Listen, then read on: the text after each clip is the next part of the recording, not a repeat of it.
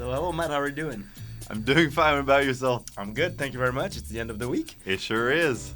So today we're going to be talking about a specific subject. So you and I had the chance to work together on a project recently where we married the work on the physical design of things and the digital design of things, right? So we put up a building for one of our customers, and your team implemented the WMS that they use. So first of all, that was a very fun project when we get to collaborate together. It also, as we know, right, marrying the physical processes and the systemic processes is very important. That's what yields the best results for our customers. We cannot think about these two elements separately. They have to be thought together. So that's something that we know and that we've applied on that project, which led to great results. But something interesting that we learned on that project and that we discovered is that the steps leading to a facility implementation and a facility construction are very similar to the steps leading to implementing a software. So that's something that we found was interesting, and the idea today is to discuss these similarities to help the audience, the audience that are more tech savvy to understand the physical side of things, and the audience that is more on the physical side of things to understand a little bit better how an implementation of a software goes. So that's the idea. Yeah, and sometimes it's just fun to think of building a software as a similar element because the software is very intangible, right? It's difficult to understand what those different steps are and kind of see it build out. Versus if you think of a distribution center, it's easy to think about, I'm finding the right field. I'm understanding how I'm building up the walls. I'm looking at how the rack is going in, and you kind of see it build as you go. Versus software, a lot of times people think of it as I'm buying it and then it's ready to use, when there's a lot of different steps that take place, very similar to the steps that take place in kind of standing up a building, and just kind of comes to life throughout the different implementation. And that's when we were speaking in the CAF, and I thought of kind of doing this podcast just because there's a lot of similarities, and hopefully it'll help people visualize how systems are built through how distribution centers are built. Yeah, so let's take it away. So the first step, right, really, and the way this is going to go today, I'm going to talk about the physical side of things, and Matt then will talk about the systemic side of things, and we'll see the comparison side to side. So the first element, right, is even before a project is planned, right, customers want to have an idea of what they're getting into. That means, for me, when my customers say, hey, can we visit some sites, right? Can we see similar operations operating with some technologies, right? Some equipment that are susceptible to make sense for my operation? Could we visit those sites? So we often take our customers to, some of our potential customers to some of our customer sites so they can see the process, the equipment, right? How is the layout laid down? How does it work ultimately all together? Or sometimes you can even take them to what we call tech centers or innovation centers. So some integrators have facilities where they display a bunch of technologies that they offer. That is also very interesting for our customers because they can see different types of technologies, visualize them, for their operation, and say, hey, this could make sense or that could make sense. So it adds a layer of trust as well at that point, because it's, when we talk about to our clients about new facilities, new processes, new equipment, it's hard to visualize, but that helps them, see sites in action and give them that level of trust that, hey, you know what, it can function and it works, right? So it's a cool thing to do, and it helps convey the idea to our customers that how their operation could look like. Yeah, and it's very similar on the technology side. So if you think, let's think about like the pre-sale cycle, right? So from a physical infrastructure, people have potentially designs or CAD designs to help them out, understand what the facility is going to look like. There might be renderings of what the facility is going to look like. Just different data is going to support that. And if you go on the technology side, it's sometimes a little more, you need to be a little more creative, like how the system's actually going to work for you, because you haven't been in the system before, and you don't really understand how the system is going to support the physical infrastructure. One thing that sometimes comes up, and I find it's a really good question that prospects ask, but it's a very difficult one to demonstrate, is when a client says or a prospect says, hey, show me how the system's going to work for me. And you get pretty close to how the system is going to work for them, but ultimately that's what the implementation is about, right? It's like a prospect telling you, hey, show me what my DC is going to be. I want to walk my DC. Well, You can't really walk your DC before you actually stand it up. Yeah. So similar to what you were saying for client visit, if you think from a technology perspective, the closest that you're going to be able to get, and that's where you need to stay creative as someone that's going into a digital project, is understanding, well, there might be a showroom. So you can think of a showroom as a demo with some demo data. So it's not exactly your operation, but it's going to be as close as it's going to get before you complete that implementation or talking to a reference, similar idea. So it's not going to be exactly what you're going to do, but you know that a similar industry is able to be supported by those kind of features. So there's an element of trust that has to be built at that point, because although you're going to try to get as close as possible, in a technology implementation, you are building those blocks to see how the tool is going to work for you. Yeah. So very similar idea whenever you're in the selection process of a distribution center or a software. Yeah, good. So now that the client is convinced that the technology or the different equipment actually work, right? They trust us. They think they know it's going to work. Well, really now we have to plan out their specific project, because obviously every project, every customer has some particularities, and we have to adapt to these. So now the idea is to plan the project, right? So for example, from on the physical standpoint of things, one of the first things you want to do, if we're talking about, let's say, a new facility, is, well, where do we want our facility? We want to understand, well, where is my the heat map in terms of what region do I serve the most, right? There's a logical location for a distribution center to be. Where is that? So first of all, we can figure that out for our customers to help them conduct site searches, right?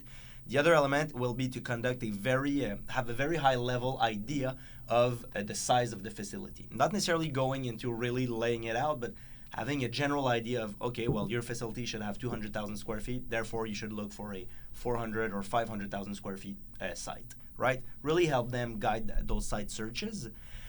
Also, it gives them an idea of budget, because obviously to have a go-no-go, right? If you talk to the board of directors, for example, you have to have an idea of the investment that you're getting into. So it's at that phase where we also get rough order of magnitude budgets to give them the idea of this project is going to cost X, Y, Z.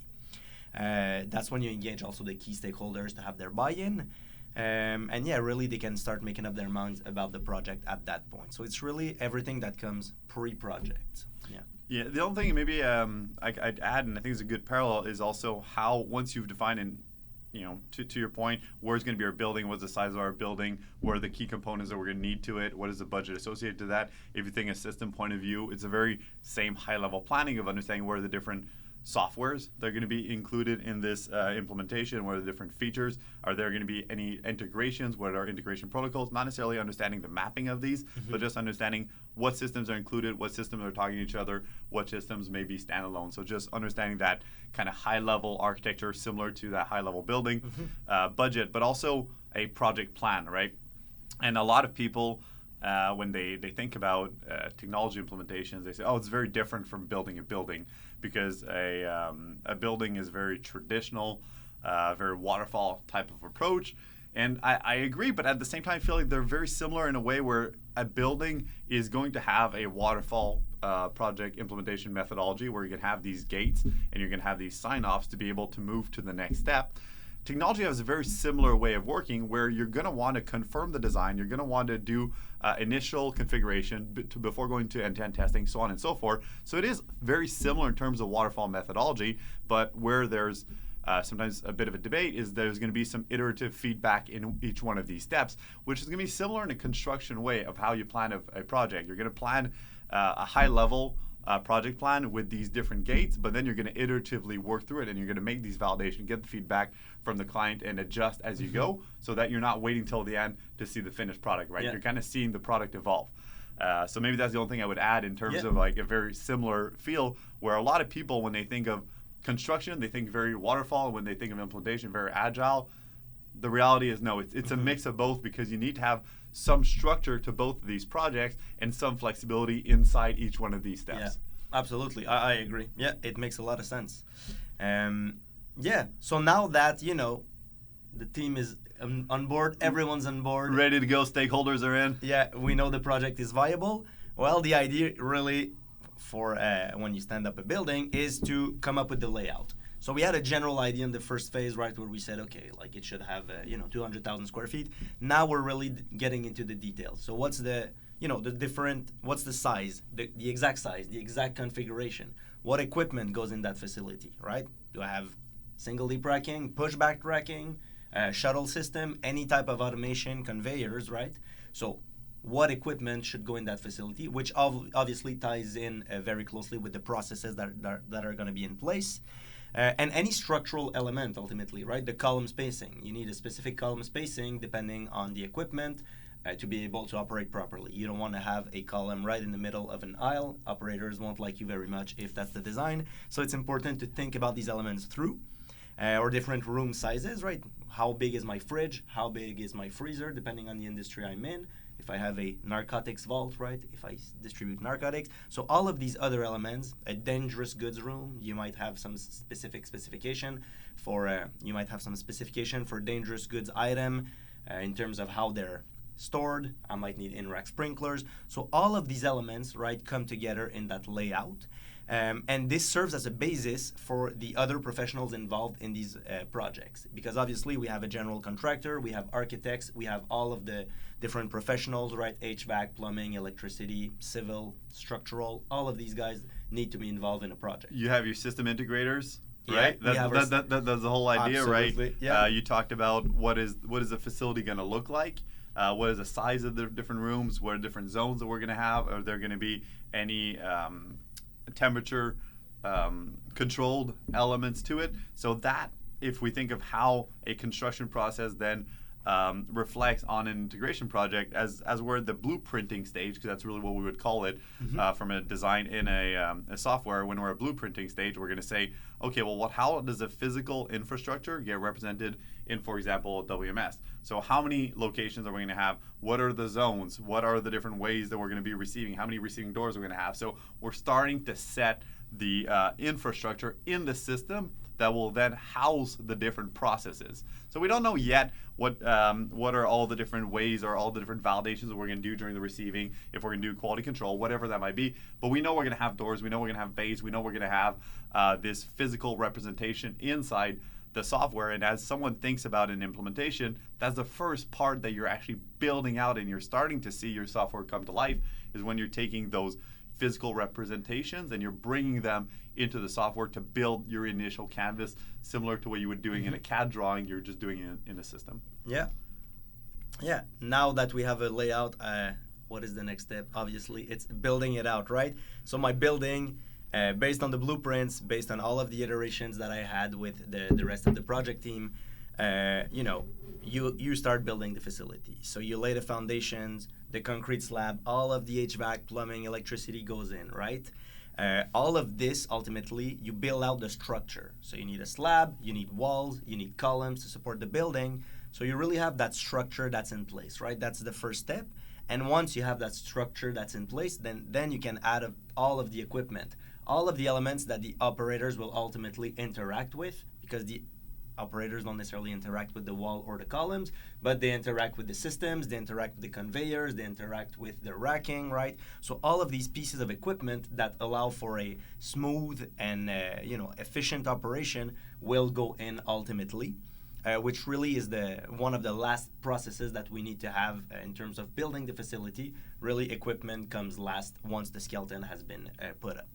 And I think that's another interesting parallel where you're saying, okay, well, putting the plumbing, putting the electricity, putting the foundation. How I'm seeing it from a system standpoint, how it translates is, okay, well, putting in the integrations as the plumbing to communicate to the other system, loading the data as we're thinking about building the columns, right? We're just giving that space some structure to it, and we're making it resemble what our starting point is going to be. So for a key implementation, before you're able to start doing any kind of processes, you need to load the data, you need to do the initial setups, you need to be able to do the initial configuration, you need to propagate that information out to the other systems, and you need to do that in a way that is sequential to help you build things out. So you can't build out an integration and test it unless you have your data that's actually loaded in the system. You can start automating a certain process before you start creating your documents and being able to fulfill them. You can't. So you need to set those foundations, and that's really what the build stage in an implementation is, to say, okay, well, let's just load the data in, let's create the integration, let's build the module, let's set the logic, and from there we're going to be able to then run small tests on each one of these elements to ensure that they work as a standalone solution. Similar to if you're building a building, you're laying that column foundation, you're going to have someone come in and you're going to say, okay, well, is the column in the right place? While you're laying the concrete, you're going to do tests on the concrete to see if it works properly. You can think of a system in the same way. You're going to build these smaller modules independently. You're going to load the data, and then you're going to do some tests on each one of these smaller modules before you're saying, let's go in and let's do this from beginning to end, because there's no use of trying to do from beginning to end if the individual components don't work themselves, similar to when you're kind of building a warehouse. Absolutely, yeah. And I think, that's, when we talk about the validation step, it's true what you mentioned. When you stand up a facility, and that might be more intuitive from a system standpoint, testing different key functionalities and features, but it's actually true also from a facility standpoint. Once you start building out the building, you want to make sure that does the water run properly, right? Is my electrical in place? Does it function the way I want it to? If I have, let's say, a freezer or a cooler, do they meet the temperature that it needs to stay at? All of these elements are very important and have to be validated prior to an operation naturally, to be able to adjust it if ever it doesn't properly work, right? If my freezer is supposed to be at minus 20, but it's at minus 16 for some reason, you need to adjust that, because that could compromise some of the product. So it's important to really validate all of these pieces of equipment, and it's especially true for all of the equipment as well. So for the structure itself, as I said, HVAC, plumbing, electricity, all of that. But for the equipment as well, I need to make sure that my conveyor works properly, right? Before thinking about the link between my conveyor and, let's say, a palletizer, I need to see if does my conveyor work properly on its own. Does my palletizer work properly? And then, the integration, you'll want to understand, okay, well, is the conveyor passing those totes properly to the robotic arm, or it jams and it's not doing what it's supposed to do? Even though two pieces of equipment independently work, right? Do they work together properly? That's another element that's very important to validate at that step. Yeah, and that's an element that ties in really, really well when you're thinking about like an implementation and what leads up to someone being able to say, well, show me how it's going to work in my day-to-day. Is you need to test these components individually, as you said, because there's a lot of different people that work on these, and you want to make sure that they work all individually before trying to see if they work all together. In a system, we could call that unit testing. So you're testing every unit independently, same thing that you're talking about, and then we go from unit testing. Once all the unit testing is completed of a certain module, we're going to go into what we call integrated testing to say, how do all these modules work together? And it's done in a very similar fashion than you would be doing in a physical infrastructure. You're going to say, well, from my WMS, when I'm receiving and I'm putting it on my conveyor, is it going to then be able to have the information required to sort it properly to the right zone, whatever that might be. So independently they could work. When you start integrated testing, there might be some tweaking they need to do, and that's just that extra validation step that you're doing during integrated testing. And it's nice. When we did that project together, we had the ability to actually do what we call a mock go live, which is kind of replicating the go live. So we were able to say, let's do integrated testing in the new facility. So as we were testing the new facility, we weren't only testing the system, we weren't only testing the end-to-end process, but we were also testing all the physical infrastructure that went with it. So was the Wi-Fi able to pick up everywhere we needed to go? With the doors open when we went into the freezer, right? So are the racks ergonomic, right? Are the cases too high? Or exactly, and that's really where you see that they play very well together. And when you think about doing an end-to-end test, or a mock go live, well, you're not only doing it from a system point of view, you're also doing it from a physical point of view. And even if you weren't implementing a system, you should be doing that exercise in the new facility. Yeah. So both go very well together, but both should be done independently. So both steps are required in in standing up a warehouse and standing up a system, where you need to replicate how you're going to use the system, how you're going to use the building before you actually do so in its real capacity. And I think that's a step that might sometimes be overlooked. Yeah, a bit overlooked. And then when people start using it, they say, "Oh, the barcodes don't read properly. I can't actually scan all the way up." Right? These small things that, no matter how much you test in a room and no matter how you speak on a AutoCAD drawing, you're never going to get to until you actually use the facility. And that step is extremely important. Yeah, absolutely. And ties it a little bit into the next element, right? The onboarding process. again, might be a bit more intuitive on the system side, but as you just described, no, like operators will be operating in a brand new environment, sometimes much higher than where they used to be. A lot of people move into facilities to gain storage capacity, so you usually go in height because you pay per square feet, right? So the environment is really different. Even the equipment, right? Just pushback racking is a different beast than single deep racking, right? It operates differently. People are not used to it. Might seem like a simple piece of equipment, but you have to get used to it and make sure you use it properly for user safety. So as you just said, right, when you have the luxury of doing that mock go live, walking through the facility and understanding the new equipment, how am I going to interact with that new equipment, how does it function, that's something that's critical for a successful implementation and go live. Yeah, and if we think of security, we always think about like security from a system standpoint. Like, do the users have the right permissions? Is everything set up properly? But it's very similar from a physical infrastructure where you think, okay, well, who's actually, do people have their cards to drive the new equipment? Do they have the proper training to utilize it, right? Who's actually allowed to do it? Who's not allowed to do it? Because as you start your operation, if that's not well defined, similar to in a system, if the security is not well defined, then people are going to do a bit of anything to get it done. And sometimes it could be dangerous from a physical perspective, or it could be dangerous from a data perspective. So it's very, very similar when you think of an onboarding process. Is you need to go through the different steps, saying, okay, well, what are all the different employees or people are going to be interacting with this new facility, with this new system? What kind of security should they have? What kind of access should they have to the new building, to the new software? Where is their responsibilities?